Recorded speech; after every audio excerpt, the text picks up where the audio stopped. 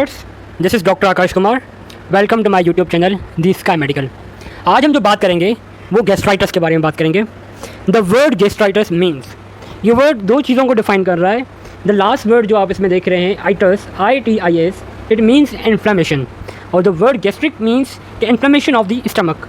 अब स्टमक की direct inflammation तो नहीं हो सकती, क्योंकि जो स्टमक बना हुआ है वो म्यूकोजल लेयर एंड मसल्स का बना हुआ है। इट मीन्स के inflammation of the gastric mucosa. तो आपको समझ आ गई होगी डेफिनेशन क्या है गैस्ट्राइटिस की। हम इस वीडियो में जो बात करेंगे वो है गैस्ट्राइटिस की डेफिनेशन के बारे में।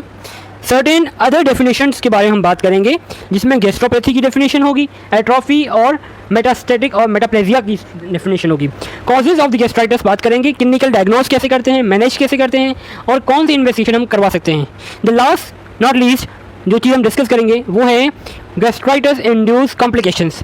अगर हम मैनेज नहीं कर रहे तो वो क्या कॉम्प्लिकेशन कॉज करवा सकती हैं, उसके बारे में हम इस वीडियो में बात करेंगे। आपको अगर मेरा ये टॉपिक अच्छा लगे या कुछ समझ आ जाए तो काइंडली इस चैनल को लाइक, सब्सक्राइब और प्रेस आइकन और बेल आइकन प्रेस कर लीजिएगा। Thank you. तो हम स्टार्ट करते हैं with this definition of gastritis. हमने बात की थी gastritis indicate inflammation associated with mucosal injury, मतलब इन्फ्लेमेशन कहाँ की है, गैस्ट्रिक की है। किस वजह से कोई इंजरी होगी तो इन्फ्लेमेशन होगी, वरना क्यों इन्फ्लेमेशन होगी। तो इट्स अ कंप्लीट और सिंपल डेफिनेशन कि गैस्ट्राइटिस जो है इन्फ्लेमेशन है एसोसिएटेड है म्यूकोजल इंजरी के बाद। कैसे हमें पता पड़ेगा ये इंजरी गैस्ट्राइटिस है कि नहीं है, तो उसके लिए आप करनी पड़ेगी एंडोस्कोपी। एंडोस्कोपी से आपने बायोप्सीज लेनी है, उस बायोप्सीज का रिजल्ट आएगा, वो आपको बताएगा कि गैस्ट्राइटिस है कि नहीं, इन्फ्लेमेशन है कि नहीं है। Microscopic inflammation of the stomach जिसे हम बोलते हैं। द अदर डेफिनेशंस जो मैंने आपको बताई गैस्ट्राइटिस के अलावा, the other definition is gastropathy mucosal injury without inflammation. कोई इंजरी तो हुई है मगर इन्फ्लेमेशन नहीं है, तो इसे हम बोलते हैं gastropathy. Atrophy, atrophy is basically loss of any normal area. अगर मैं कहूँगा एक मसल बल्क है, अगर वो डिक्रीज हो जाता है, कम हो जाता है, तो वो मसल एट्रोफी है।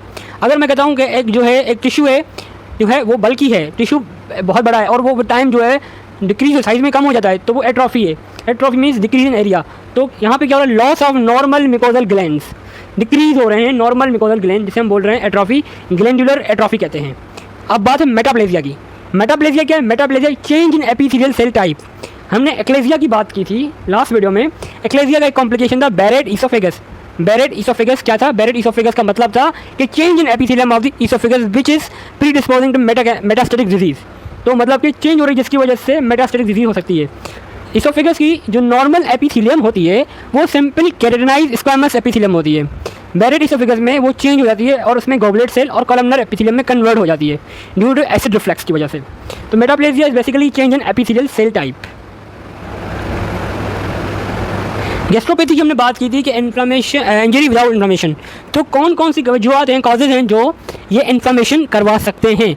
One of the most common cause is एनसेड induced. जो लोग पेन किलर्स खाते हैं, मोस्टली हमारे पास मोस्ट कॉमन पेनाडोल के नाम से चलती है, पैरासिटामोल्स हो गई, ट्रामाडोल, ये एनसेड्स जो हैं ये एनसेड इंड्यूस्ड गैस्ट्रोपैथी करवाती हैं। अल्कोहल जो लोग यूज़ करते हैं उनमें भी गैस्ट्रोपैथी होती है। The other reason behind the gastropathy are bile reflex and chronic कंजस्शन।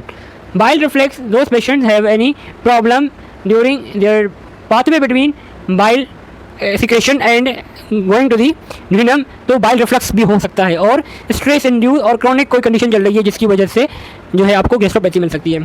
Certain ulcers specially after burning injuries और स्ट्रेस आपकी गैस्ट्रिक एरियाज में और गैस्ट्रिक लाइनिंग पे अल्सर्स फॉर्म होते हैं, which is also called the inflammation, injury without inflammation.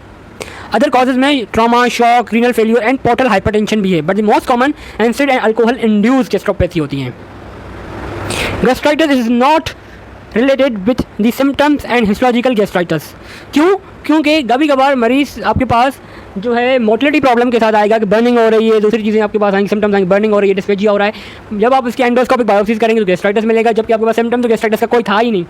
हम आगे जाके गैस्ट्राइटिस के सिम्टम्स भी याद करेंगे, पढ़ेंगे कि हमें गैस्ट्राइटिस के पेशेंट किस किस कंप्लेन के साथ आ सकते हैं हमारे पास क्लिनिक्स में। तो कॉमन कॉजेस हमने बात करनी है, कौन कौन से हैं। सबसे पहले हमने पेन किलर्स की बात कर ली, NSAID induced alcohol. Aspirin, one of the oldest pain killer जो हम पहले लेते थे, वो भी गैस्ट्राइटिस और गैस्ट्रिक अल्सर फॉर्म करती थी। तो this is a one of the main cause of the gastritis and gastropathy. Other drugs भी हो सकती हैं, जैसे आयरन प्रिपरेशंस हो गई, ठीक है, तो वो भी कॉज करवा सकती हैं। स्ट्रेस की हमने बात की थी, कर्लिंग और क्रशिंग अल्सर्स और गैस्ट्राइटिस की बात की थी, उनमें अल्सर फॉर्म होते हैं और गैस्ट्राइटिस हो सकता है, होता है। बाइल रिफ्लक्स और viral infection can cause acute as well as chronic type of gastritis. अगर एक्यूट होगा तो एरोसिव हेमोरेजिक गैस्ट्राइटिस कॉज करवाएंगे। क्रॉनिक टाइप ऑफ गैस्ट्राइटिस में H pylori infection is most common cause of the gastritis और post gastrectomy भी आपको gastritis हो सकता है।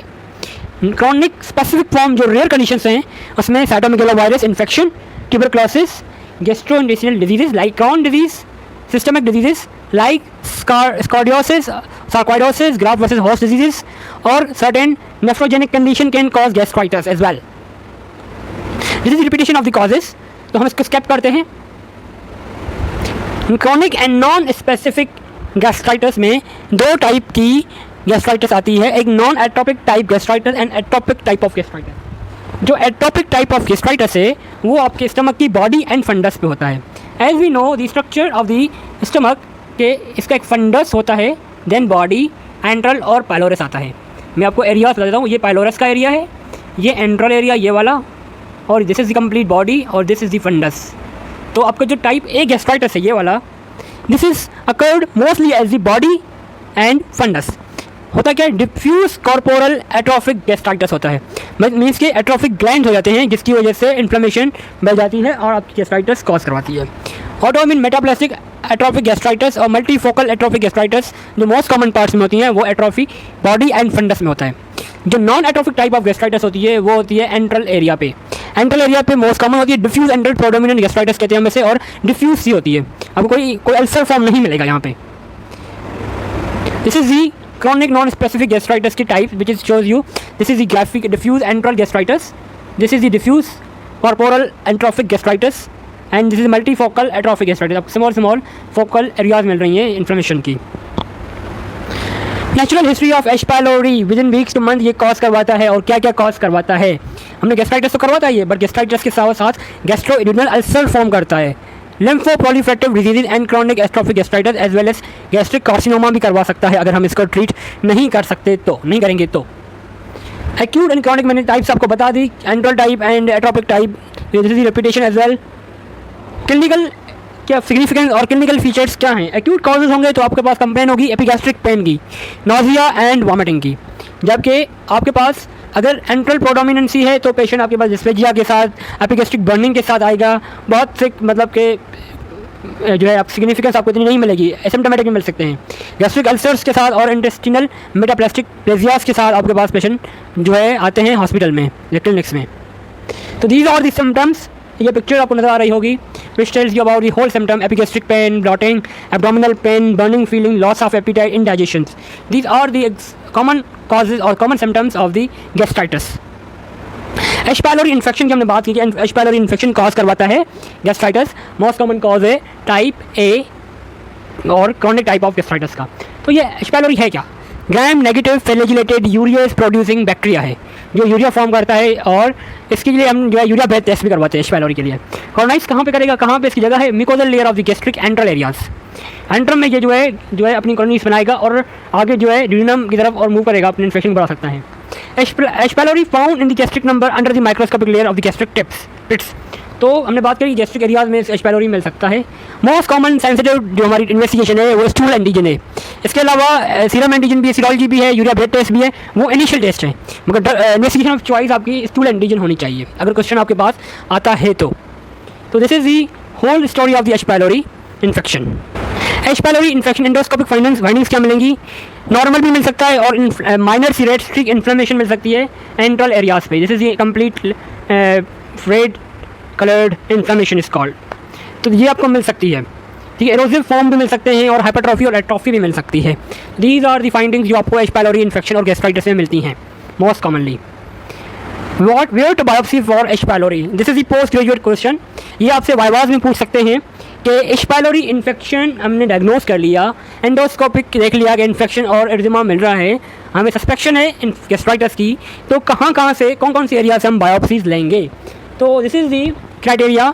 तो आप दो बायोप्सीज लेते हो, टिश्यूज़ लेते हो एंट्रल एरिया से, दो आप गैस्ट्रिक एरिया से लेते हो, एक आप लेते हो इंस्यूरा which is the area of the atrophic gastritis, यहाँ पर एट्रोफी होती है ग्लैंड की और प्री मैलिग्नेंट कंडीशन हो सकती है, डिस्प्लेजिया हो सकती है, तो वहाँ से आप लेते हो।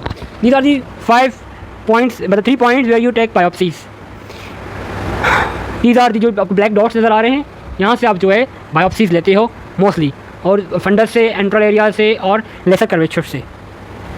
इन्वेस्टिगेशन हमने बात कर ली थी कि अगर गैस्ट्राइटिस है तो आप जो है एच पाइलोरी डायग्नोस कर रहे हो, सस्पेक्ट कर रहे हो, तो आप serology test, urea breath test और सीरोलॉजी स्टूल एंटीजन करवाते हो। तो हमने सारी इस पर बात करने की ज़रूरत नहीं है एक्स्ट्रा, कि 90% आपकी जो यूरिया ब्रेथ टेस्ट है वो 90% सेंसिटिव, 96% स्पेसिफिक है, और ये स्क्रीनिंग टेस्ट यूज़ की जाती है, जबकि स्टूल एंटीजन टेस्ट आपकी कन्फर्मेशन टेस्ट है। एरेडिकेशन थेरेपी कैसे करोगे, कैसे ट्रीट करोगे आप? इसमें जो है PPIs, प्रोटॉन पंप इनहिबिटर्स और एंटीबायोटिक्स के कोर्सेज देते हो 7 to 14 डेज के लिए। सर्टेन एंटीबायोटिक्स जो है वो रेजिस्टेंट हैं एच पाइलोरी की आजकल, तो आप जो है ट्राई करते हो ब्रॉड स्पेक्ट्रम एंटीबायोटिक्स, जिसमें metronidazole, clarithromycin, amoxicillin, tetracycline, bismuth are the most widely use और एजेंट्स हैं जो आप यूज़ करते हो। रेजिस्टेंस में exceed 50%, quinolones and furazolidones and rifabutin are also use when standard regimens have failed. मतलब रेस्क्यू थेरेपी अगर आपकी ये ट्रीटमेंट जो एंटीबायोटिक्स है वो रेजिस्टेंट आ रही है और इफेक्टिव नहीं है, तो आप अदर ड्रग्स जिसमें क्विनोलॉन्स हो गए, फिजोलिडोन्स हो गए या फिर रिफाब्यूटिन्स हो गए, ये आप यूज़ कर सकते हो रेस्क्यू थेरेपी में। तो आप सेशंस कैसे देते हो 14 डेज की treatment. Omeprazole which is PPI, clarithromycin and amoxicillin all twice daily देते हो आप ड्रग्स फॉर 14 डेज। एक ये टाइप है, मतलब एग्जांपल है। दूसरा एग्जांपल है ओमिप्राजोल और मेट्रोनिडाजोल कॉम्बिनेशन देते हो and clarithromycin 500 mg all twice for 47 to 14 days.